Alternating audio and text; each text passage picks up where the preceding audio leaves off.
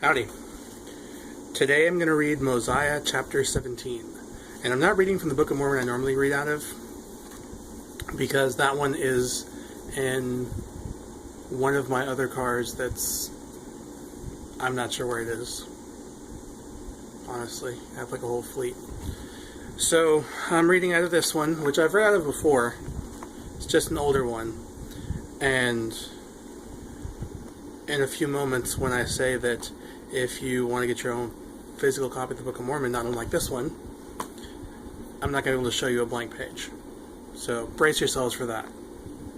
Are you braced? Okay. So before I begin, I invite you to hit pause and say a prayer, ask for discernment, so you can understand all of this and get out of what you're supposed to. If you'd like to get your own physical copy of the Book of Mormon, not unlike this one, not exactly this one, but similar to this one, there's a link in the description you can follow to request one from the church.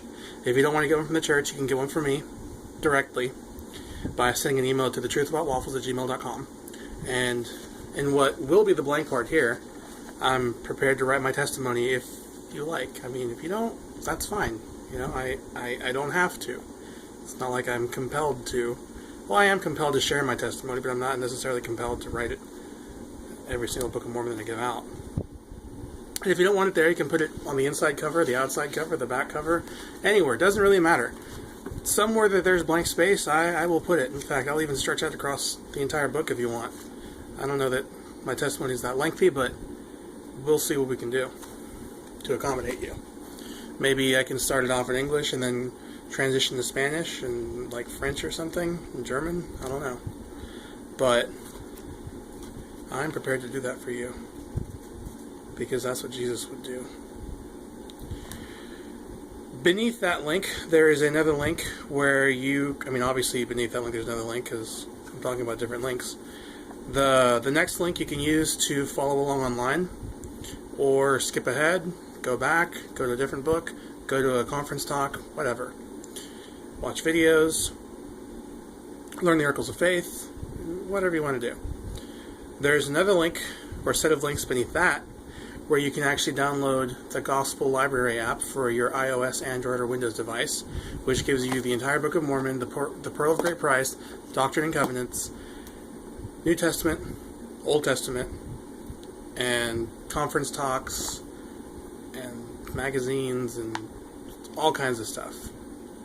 So, I will point out, though, that it gives you access to the Liahona, which is a magazine, not the actual Liahona. Your phone's not going to start guiding you through the wilderness, just to be clear on that. I mean, you should still be righteous, though.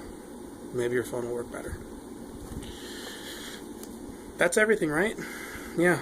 So, Mosiah chapter 17. And now it came to pass that when Abinadi had finished these sayings, that the king commanded that the priest should take him and cause that he should be put to death. But there was one among them whose name was Alma. He also, being a descendant of Nephi, and he was a young man, and he believed the words which Abinadi had spoken, for he knew concerning the iniquity which Abinadi had testified against them. Therefore he began to plead with the king, that he would not be angry with Abinadi, but suffer that he might depart in peace. But the king was more wroth, and caused that Alma should be cast out from among them, and sent his servants after him, that they might slay him. But he fled before them, and hid himself, that they found him not. And he, being concealed for many days, did write all the words which Abinadi had spoken. And it came to pass that the king caused his guards should surround Abinadi, and take him, and they bound him, and cast him into prison. I have some thoughts on this, but I can't share them. It irritates me. Well, I guess I'm not really teaching doctrine, so I'm going to say this anyway. It's interesting the way this reads, because it makes it sound like Alma was like, hold up, let's leave Abinadi alone, and then all this stuff happened where he goes and he hides, and this whole time Abinadi is just chilling, like not even trying to escape. He's just standing there like, alright guys, what are you going to do next? Right? Doesn't it sound like that?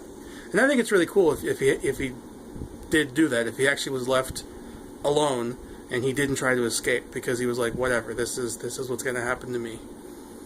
But I don't know, just my thoughts. Not at all, something that will impact the gospel itself. Just Abinadi's character. and integrity. And after 3 days, having counseled with his priests, he caused that he should again be brought before him. And he said unto him, Abinadi, we have found an accusation against thee, and thou art worthy of death, for thou hast said that God himself should come down among the children of men, and now for this cause thou shalt be put to death, unless thou wilt recall all the words which thou hast spoken evil concerning me and my people. Now Abinadi said unto him, I say unto you, I will not recall the words which I have spoken unto you concerning this people, for they are true.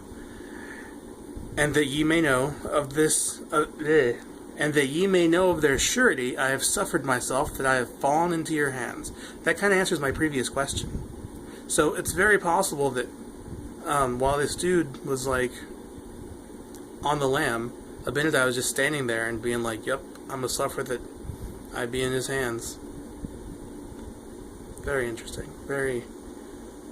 Lots of character and integrity there. Yea, and I will suffer even until death, and I will not recall my words, that they shall stand as a testimony against you. And if ye slay me, ye will shed innocent blood, and this shall also stand as a testimony against you at the last day. And now King Noah was about to release him, for he feared his words, for he feared that the judgments of God would come upon him. But the priests lifted up their voices against him, and began to accuse him, saying, He has reviled the king. Therefore the king was stirred up in anger against him, and he delivered him up, that he might be slain. And it came to pass that they took him and bound him, and scourged his skin with faggots, yea, even unto death.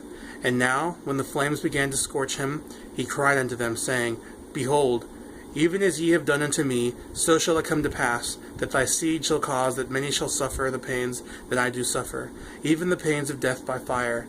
And this because they believe in the salvation of the Lord their God. And it will come to pass that ye shall be afflicted with all manner of diseases because of your iniquities. Yea, and ye shall be smitten on every hand, and shall be driven and scattered to and fro, even as a wild flock is driven by wild and ferocious beasts.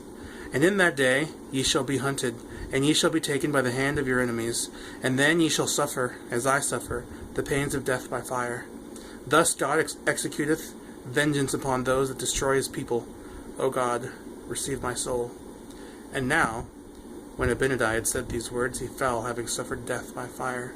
Yea, having been put to death, because he would not deny the commandments of God, having sealed the truth of his words by his death. Thanks for watching, and stay tuned, because there's plenty more content to roll out throughout these 6 weeks that I have as a break. Later.